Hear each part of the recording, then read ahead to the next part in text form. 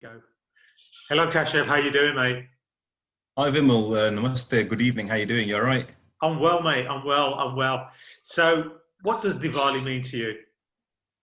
Ooh, what does Diwali mean to me? Okay, so Diwali, obviously, there's a religious aspect to it, and there's also the cultural fun aspect of it as well, the fireworks and that.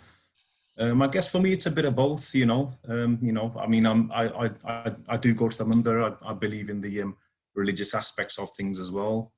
I'm sure you know why we celebrate Diwali. They teach all the kids in school as well. It follows Dasera by about 20 days, I think, something like that. So Dasera is obviously the celebration, is when Ram and Hanuman rescued Rama's wife Sita, brought her back to Ayodhya from Lanka, which is not, Sri Lanka now.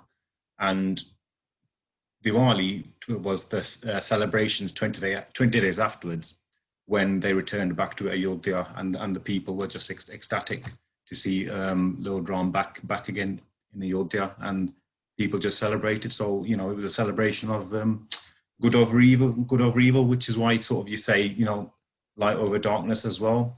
So that sort of is why you have the fireworks and the divas and the candles, that aspects of things. But that's the religious aspect, and then there's also the cultural aspect as well. Where people they tend to like make a lot of food, and like have feasts, meet families, that sort of thing. So it's generally it's a fun time as well.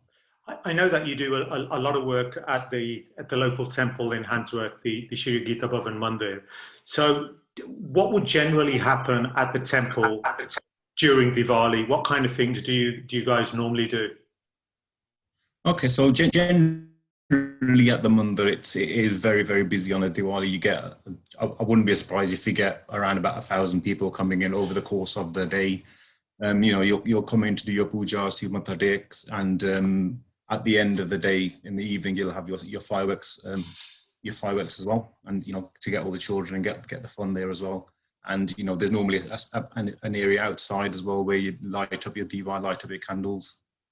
So yeah, but this year obviously with the COVID and with lockdown literally just starting a few days back, it's going to be a lot different this year. So I mean the places of worship are basically closed off at the moment. You can only go in for private worship, so we wouldn't be able to do a grand Diwali as before. But we're still going to be trying things. We do a lot of online streaming and things, so we'll still try to do some sort of online streaming. And in fact, I think with the COVID, it's actually brought a lot of Hindu temples together. I think you may know, possibly like a couple of weeks back in Navratri, there was like an initiative where a lot of mandirs sort of did like a Zoom stream, and they were going from one venue to another temple, showing basically what they were doing. So for this Diwali, what we've decided to do is do a similar sort of thing, but so different Hindu organizations will be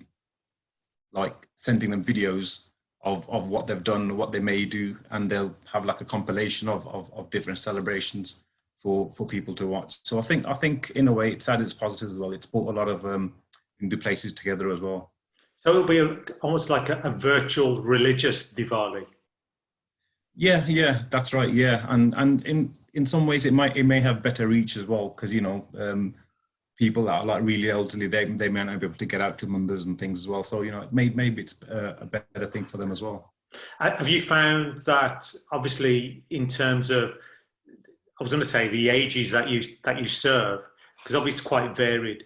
You get the older generation who find places like temples, in all religious places, a place of getting together, meeting friends, meeting relatives. How are they dealing with it? Because I mean, obviously, it's very difficult. And then what you're also talking about at the same time is the use of the internet. And with all respect, I mean, I try and get my mom and dad to use WhatsApp, and they're like, "Wait there, which button do I press now? What do I do now?" Is this something that you're finding is being forced upon the older generation, and they're coping with it, or is it alienating them even more? I think it's a bit of both, actually. Like personally speaking, my mum, she absolutely detests technology.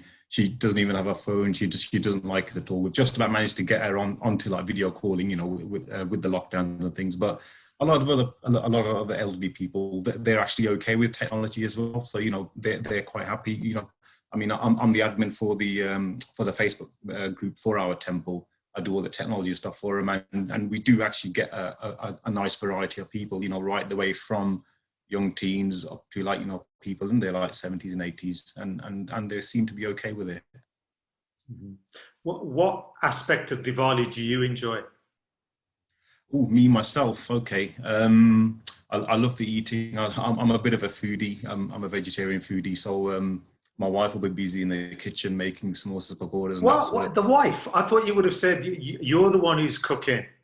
Oh, I can't cook at all, mate. I'm a hopeless chef. I'll be the one telling her, oh, let's put some of this in, let's try some of these and things like that, giving her some ideas, and she'll just be saying, get out of my kitchen. Yeah, but back in the days, well, when I was a kid, my mum and dad used to do that as well.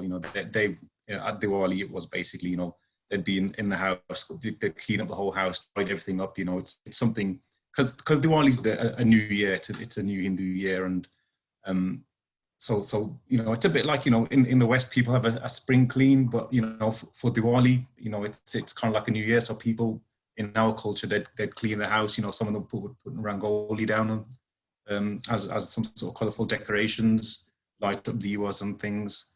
But yeah, so as I was saying, when I was a kid, my mum and dad, they would do that, tidy the house up, make loads of snacks, and then in the evening it would be basically, we'd go to the mithai shop, buy some mithais, go to meet all our family, all of our cousins would go there. So it was a fun time, and then in the evening it'd be going to the mandir, looking forward to the fireworks.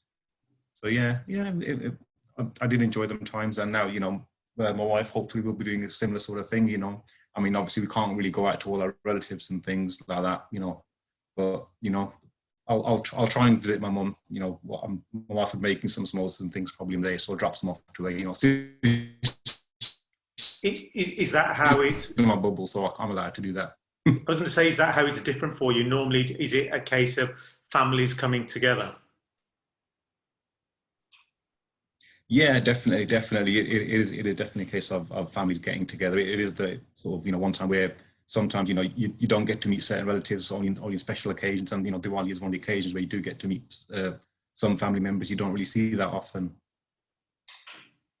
I was just chatting to my brother earlier on, and I was just asking him about Diwali. And he said, you know what, this is the first time in a long time where Diwali's been on a Saturday. And he doesn't live local, he lives further away. And he said he'd already planned earlier in the year, last year, going, oh, great, Diwali's on the Saturday, so I can meet up with everybody and we'll all get together. But sadly, it hasn't happened, because when Diwali happens in the week, yeah, you're near and dear. You do tend to meet up, and you'll phone anyway without saying. But to meet them, it always tends to be the weekends, because that tends to be the days that most people tend to have more of off, though a lot of people do work on those particular days as well. So it's just a real shame that it's fallen on the Saturday. Well, it's a real shame that we've got lockdown, perhaps. Yeah.